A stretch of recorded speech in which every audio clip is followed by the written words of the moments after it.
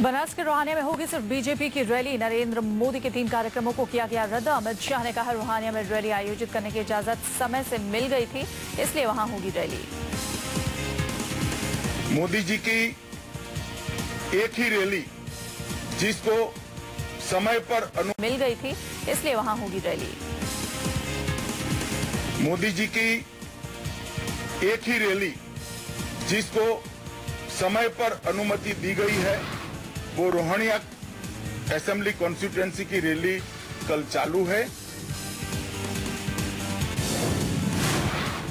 रोहानिया इलाके के Jagatpur inter college में होगी मोदी की सभा। बीएचयू में हेलीकॉप्टर उतारने की भी मिली इजाजत। शाम 4 बजे हो सकती है मोदी की सभा।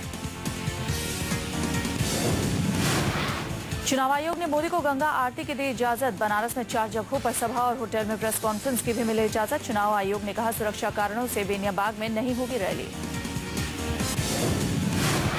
बीजेपी के दिग्गज नेता आज बीएचयू के बाहर देंगे धरना। दिल्ली में भी चुनाव आयोग के दफ्तर के बाहर बीजेपी करेगी आंदोलन।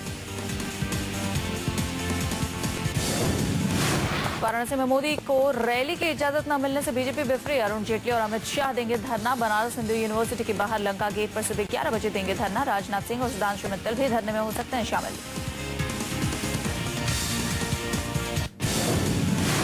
दिल्ली में भी चुनाव आयोग के सामने होगा बीजेपी का धरना प्रदर्शन। हर्षवर्धन, मुख्तार अब्बास नकवी और वीके मल्होत्रा होंगे शामिल।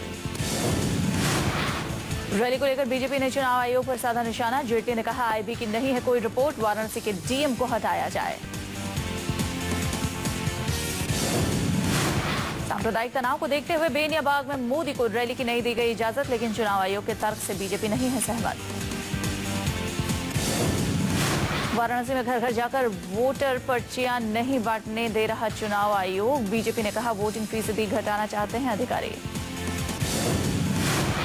आखिरी 9वें चरण में 12 मई को वाराणसी में होगा मतदान। मोदी के अलावा कांग्रेस से अजय राय तो आम आदमी पार्टी से अरविंद केजरीवाल मैदान में। बीजेपी ने चुनाव आयोग पर लगाया पक्षपात का आरोप। रिटर्निंग ऑफिसर को हटाने की मांग की। राहुल और मोदी में जुबानी जंग तेज। बहन के बचाव में उतरे राहुल गांधी ने कहा जाति नहीं कर्म से इंसान होता है नीच। बीजेपी के पीएम पद के प्रत्याशी नरेंद्र मोदी ने राहुल गांधी पर किया पलटवार। बोले कांग्रेस ने जो लूट मचाई वो है नीच कर्म। एनसीपी ने भी राहुल के बयान का किया समर्थन। तारिक अनवर बोले राहुल गांधी ने ठीक कहा, मोदी नीच राजनीति कर रहे हैं। बीजेपी भी मोदी के बचाव में उतरी। राहुल के जवाब पर किया पलटवार। निर्मला सीतारमण बोली विकास को कांग्रेस कहती है नीच सोच। गोरखपुर में अखिलेश ने गुजरात मॉडल का उड़ाया मजाक। मोदी के मॉडल को बताया आरएसएस और वीएचपी का मॉडल। आरएसएस के लोगों ने ये गुजरात मॉडल बनाया है, विश्व हिंदू परिषद के लोगों ने ये गुजरात मॉडल बनाया, बजरंग दल लोगों ने। बलिया में मायावती कांग्रेस और बीजेपी दोनों पर जमकर बरसी। मोदी के बारे में कहा सांप्रदायिक सोच रखने वाला व्यक्ति देश का पीएम कैसे बनेगा।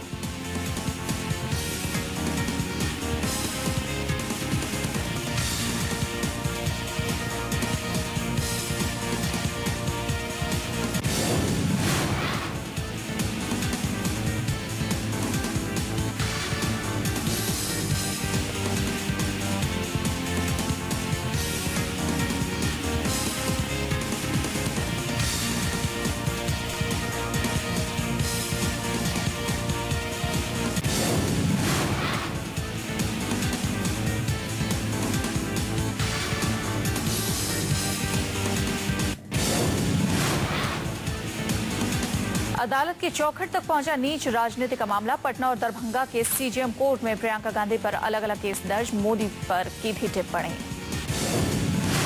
नीच राजनीति पर बीजेपी कांग्रेस पर हुई हमलावर। राहुल गांधी और प्रियंका को नीच बोलने पर चेताया। शाहनवाज बोले देश की जनता को धमकाने की कोशिश न करें। मोदी ने कृष्णनगर में राहुल पर किया हमला। बोले अमेठी में राहुल को हारने का डर, इसलिए वोटिंग के दिन पहुंचे अमेठी। बेतिया में मोदी ने किसानों को लुभाने की कोशिश की। बोले कांग्रेस को किसानों का दर्द नहीं दिखाई देता, लेकिन उन्हें नीच राजनीति में मजा आता है। मोदी ने पाकिस्तान के करतूतों के बहाने केंद्र पर साधा निशाना, कहा हमारे जवानों का सिर पाकिस्तान ले जाता है और केंद्र रहता है खामोश। मोदी ने कांग्रेस पर बोला जोरदार हमला। यूपीए को कहा घोटालों की सरकार। बोले कांग्रेस रात भर मोदी को गाली देने के बारे में सोचती है। आरएसएस प्रमुख मोहन भागवत से मिले बीजेपी नेता मुरली मनोहर जोशी। एनडीए सरकार बनने पर वरिष्ठ नेताओं को तरजीह देने पर हुई चर्चा। एनसीपी नेता प्रफुल्ल पटेल हो सकते हैं बीजेपी में शामिल, लेकिन बीजेपी प्रवक्ता निर्मला सीतारमण ने प्रफुल्ल पटेल के बीजेपी में शामिल होने से किया इनकार। इशरत जहां केस में सीबीआई ने बीजेपी नेता अमित शाह को दी क्लीन चिट। सीबीआई ने कहा कि कोई भी सबूत अमित शाह के खिलाफ नहीं। अमित शाह को सीबीआई से क्लीन चिट मिलने पर कांग्रेस चौंकी। राशिद अल्वी बोले गुजरात में अमित शाह के खिलाफ जांच करना मुश्किल काम।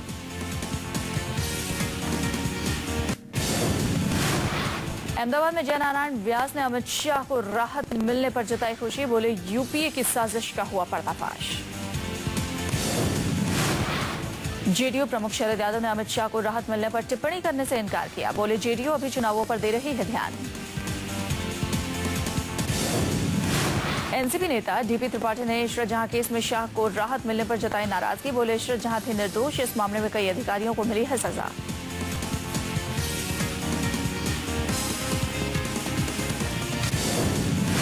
वाराणसी में कांग्रेसी नेताओं का लगा जमावड़ा। गुलाम नबी आजाद, मोहसिन किदवई, राज बब्बर और श्री प्रकाश जायसवाल पहुंचे वाराणसी। वोटिंग के आखिरी 2 दिनों में सोनिया भी पहुंचेंगी बनारस। अजय राय के प्रचार के लिए राहुल गांधी भी 10 मई को पहुंचेंगे बनारस। मोदी के खिलाफ कांग्रेस ने अजय राय को वाराणसी से दिया है टिकट। अंतिम दौर में पहुंच चुका है 16वीं लोकसभा का चुनाव। राजनीतिक दलों ने झोंकी पूरी ताकत। आखिरी चरण में 3 राज्यों की 41 सीटों पर चुनाव। मोदी आज उत्तर प्रदेश के आजमगढ़, लालगंज, चंदौली और वाराणसी में करेंगे रैली। भारतीय जनता पार्टी के पक्ष में बनाएंगे माहौल। फिल्म अभिनेता परेश रावल बनारस में मोदी के प्रचार के लिए डेरा डाल चुके हैं। विवेक ओबेरॉय और शत्रुघ्न सिन्हा भी जुटाएंगे समर्थन। एसपी के दिग्गज भी आखिरी 3 दिनों में पूर्वांचल का बढ़ाएंगे सियासी तापमान। आजमगढ़ समेत कई जगह करेंगे रैली। सोनिया भी ठोकेंगी ताल। कुशीनगर और सलीमपुर में करेंगी रैली। मायावती भी ज्यादा से ज्यादा सीटों पर कब्जा जमाने की कर रही है कोशिश। आज गाजीपुर और मिर्जापुर में करेंगी जनसभाएं। मोदी के लिए प्रचार करने परेश रावल पहुंचे बनारस। बनारस में किया रोड शो। गुजरात के अहमदाबाद ईस्ट से लड़ रहे हैं चुनाव।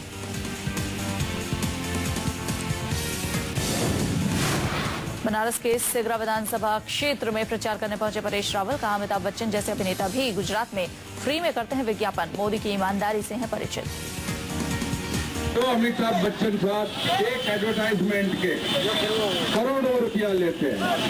वो मुफ्त में गुजरात के लिए क्यों काम करते हैं? मोदी की वजह से। बिल्कुल मोदी की वजह से। यूपी के कुशीनगर में मोदी के लिए प्रचार करने पहुंचे मनोज तिवारी। राहुल पर कसा तंज। कहा अच्छे दिन आने वाले हैं। राहुल अपने नानी घर जाने वाले हैं। अच्छे दिन आने वाले हैं। राहुल जी अपनी नानी के घर जाने वाले हैं। बनारस में अजय राय के लिए प्रचार करने पहुंची रीता बहुगुणा जोशी। मोदी पर निशाना साधते हुए कहा जिसने 45 साल पहले मां को छोड़ दिया वो देश का राजा बनना चाहता है। 45 साल पहले की माँ को छोड़ दिया और खुद तो ट्रेन में घूमता है और उसकी माँ फटे चप्पल टेम्पो में बैठकर गुजरने लगे। ये बेटा नालायक बेटा, नालायक आविन। अजय राय के लिए प्रचार करने पहुंची थी रीता बहुगुणा जोशी। जनता से मांगा वादा। कहा पहले बनारस से पत्ता काटो फिर गुजरात से पत्ता काटने चलेंगे।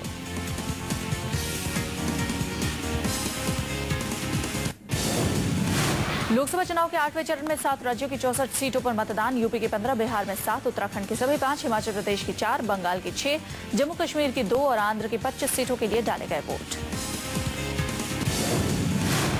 8वें चरण में कई सीटों पर दिग्गजों के साख्ताओं पर राहुल गांधी, वरुण गांधी, बेनी प्रसाद वर्मा, राबड़ी देवी, पासवान, रूडी और अनुराग ठाकुर की किस्मत ईवीएम में बंद।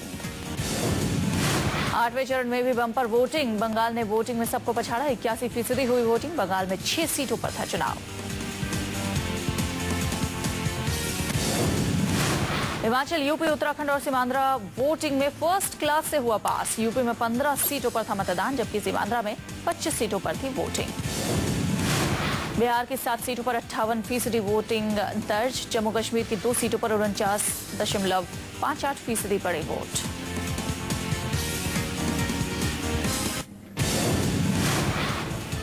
$5,600 करोड़ रुपए के नेशनल स्पॉट एक्सचेंज लिमिटेड में आया नया मोड़। फाइनेंशियल टेक के प्रमोटर जिग्नेश शाह गिरफ्तार। आज मुंबई कोर्ट में किया जाएगा पेश।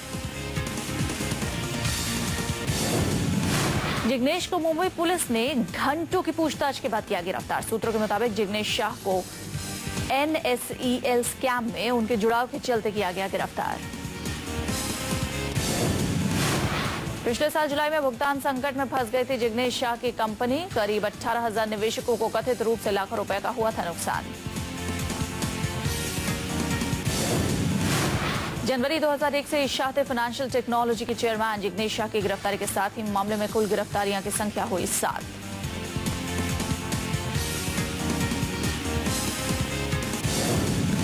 Jignesh Shah MCX stock exchange के भी हैं ग्रुप चीफ एग्जीक्यूटिव।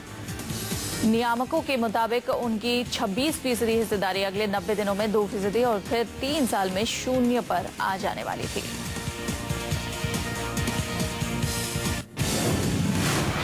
प्रधानमंत्री मनमोहन सिंह के पूर्व मीडिया सलाहकार और वरिष्ठ पत्रकार संजय बारू ने कहा है कि उन्हें अपनी किताब आम चुनाव के पहले जारी करने की सलाह दी गई थी क्योंकि बाद में इसका कोई महत्व नहीं रह जाता। विश्व स्वास्थ्य संगठन का कहना है कि हवा की गुणवत्ता के लिहाज से दिल्ली दुनिया में सबसे खराब शहर। चेन्नई दोहरे ट्रेन ब्लास्ट मामले में आरोपियों का सुराग बताने वालों को तमिलनाडु के DGP ने 5 लाख रुपए का इनाम देने की घोषणा की।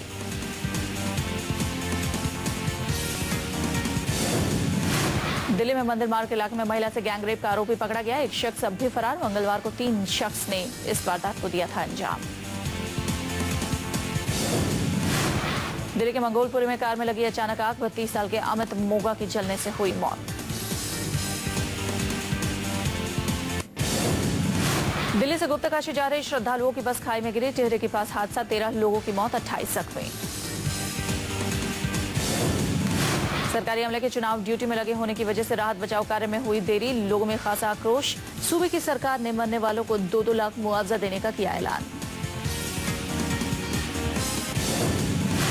यहाँ के शेरघाटी में जयपुर ATS ने छापा मारकर उमर आसिफ नाम के युवक को किया गिरफ्तार। उमर आसिफ की रिहाई की मांग को लेकर थाने पर लोगों ने किया पथराव। उमर आसिफ पर बम ब्लास्ट करने का आरोप। उमर आसिफ IM के लिए करता था काम। कई सालों से पुलिस को थी उसकी तलाश। असम के नगांव में कई संगठनों ने धिंग गेट के सामने निकाला शांति जुलूस। हिंसात्मक घटना के विरोध में निकाला गया था जुलूस। तरुण गोगोई को सौंपा गया ज्ञापन। प्रदर्शनकारियों ने दोषियों के खिलाफ तत्काल कार्रवाई की मांग की। असम के हिंसाग्रस्त BTAD के शवों के मिलने का सिलसिला अभी भी जारी। बक्सर जिले से किए गए और 5 शव बरामद। मरने वालों की संख्या हुई 43। बक्सर जिले से बहने वाली बेकी नदी से शवों को किया गया बरामद। अभी तक नहीं हो पाई शवों की पहचान। हिंसा के 6 दिन बाद मुख्यमंत्री तरुण गोगोई को याद आए अपने हिंसा प्रभावित इलाकों का किया दौरा। पीड़ित लोगों से भी की बातचीत। CM से मिलने पर शरणार्थी शिविरों में रह रहे लोगों ने की इंसाफ की मांग। गोगोई ने कहा आरोप सिद्ध होने पर 5 मिनट में मिलेगी सजा। असम के CM तरुण गोगोई ने किया कोकराझार के बालापाड़ा का भी दौरा। पीड़ितों ने कहा सुरक्षा नहीं दे सकते तो लाइन में खड़े कर गोली मार दीजिए। अफगानिस्तान में भूस्खलन के बाद बेघर हुए लोग अपनों की तलाश में जुटे। मलबे से अब भी निकल रही हैं लाशें। भूस्खलन से हजारों लोगों की हुई थी मौत।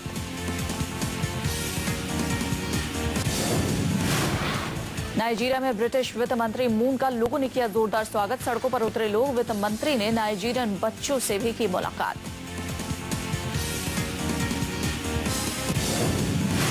नाइजीरिया में स्कूल छात्र के हो रहे अपहरण पर ब्रिटिश वित्त मंत्री ने जताई चिंता। लोगों को मदद का दिया भरोसा। फ्रांस की सेना ने अज्ञात हमलावरों के खिलाफ खोला मोर्चा। हमलावरों पर बरसाई गोलियां। तोप से उनके ठिकानों को किया तहस नहस।